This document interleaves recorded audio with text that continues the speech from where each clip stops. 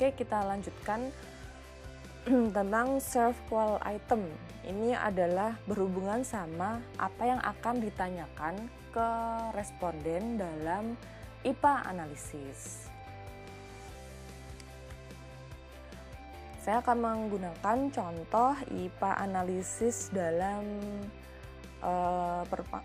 pelanggan bank. Pendahuluan, tingkat kualitas layanan yang diberikan oleh bank ini sangat berhubungan dengan loyalitas pelanggan. Karena ada banyak bank ya, jadi pelanggan ini bisa milih. Kalau dapat pelayanan yang nggak oke, dia akan mempertimbangkan untuk milih bank yang lain yang misalnya dibilang sama orang, enakan bank di sini nih, pelayanannya bagus begini-begini gitu. Nah, suatu studi di Malaysia tahun 2004 telah mendapatkan kesimpulan bahwa ada hubungan yang sangat kuat antara kepuasan pelanggan dengan kualitas layanan gitu. Kepuasan pelanggan bisa hubungannya kan sama pelayanan ya gitu. Jadi pasti kualitas layanan ini akan berhubungan dengan kepuasan pelanggan. Terus kalau pelanggan ini puas, berarti dia akan loyal gitu. Nah, ada standar yang disebut model serve qual ini yang paling banyak digunakan dalam IPA analisis. Nah, model serve qual ini terdiri dari 5 dimensi. Ada 5 dimensi. Tapi kalau di Islamic Bank harusnya ada dimensi ke-6 yang untuk mengukur kepuasan pelanggan yang berhubungan dengan syariah compliance. Indikator serve qual ini pertama kali dicetuskan oleh Parasuraman tahun 85, kemudian diperbaiki lagi pada tahun 88. Gitu. Awalnya ada 10 dimensi, kemudian direduksi menjadi 5 dimensi karena ada beberapa dimensi yang overlap gitu. Dan 5 dimensi serve qual yang digunakan sekarang adalah yang pertama tangible, apa yang terlihat, kemudian reliabilitas, assurance ini jaminan, kemudian responsiveness, bagaimana sih responsiveness, dan ini empathy harusnya di bawah jadi ada 5 ya, dan empati. Nah, ini yang digunakan sama penelitiannya Abduh 2018. Dimensi tangible, maka item yang ditanyakan adalah bank.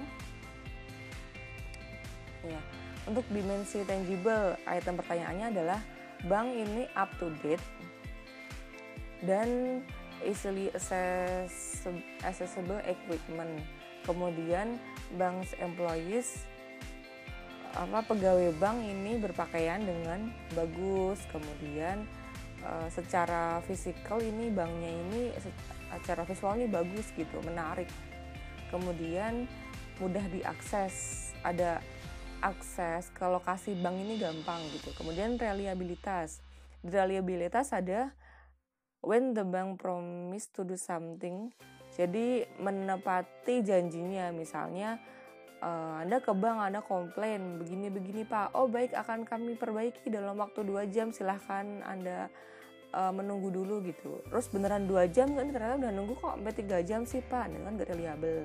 Terus itu nomor 6, bank itu melakukan perekaman dari semua transaksi yang Anda buat. Jadi misalnya Anda habis melakukan transaksi, terus Anda minta recordnya ke sana, oh ini Pak ada gitu. Terus bank service itu nggak salah-salah gitu, pelayanan banknya nggak salah-salah. Kemudian responsiveness, di responsiveness bank ini memiliki jam kerja yang convenient, yang membuat kita bisa akses gitu. Kemudian rapidity in service delivery. Terus when you have a problem, bank melakukan has your best interest at heart in solving it. Ini itu responsif banget. Kalau kamu punya problem, punya masalah, bank itu kayak excited gitu loh untuk membantu Anda. Terus assurance, jaminan bahwa pegawai bank ini tahu akan pekerjaannya dan memberikan eksplanasi yang jelas mengenai produk dan jasa yang mereka punyai. Lalu nomor 12, ada transparansi dan kejelasan mengenai produk, layanan, dan fee-nya, biayanya. Lalu ada kerahasiaan gitu. Jadi ada jaminan dalam beberapa aspek. Lalu yang ketiga adalah empathy, bagaimana pegawai ini friendly, kemudian berperilaku yang baik, lalu bank employee memberikan perhatian kepada Anda secara individu. Ini beberapa ini circle-nya kan ada 5, 1, 2, 3, 4, 5. Ini konsepnya, teorinya. Nah, untuk item ini bisa item yang di sini 1 sampai di bawah banyak ini tuh sesuai sama bidangnya gitu. Kalau ini kan bidangnya kan bank syariah atau bank secara umum ya di sini ya.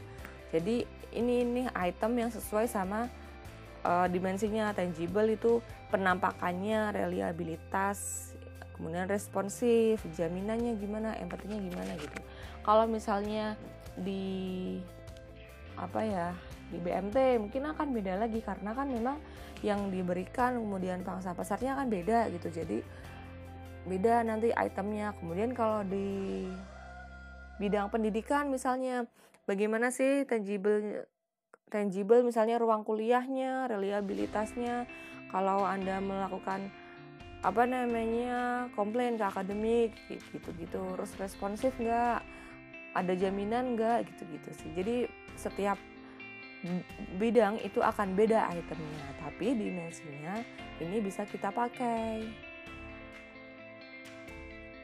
Oke, next nanti kita masuk ke interpretasi IPA.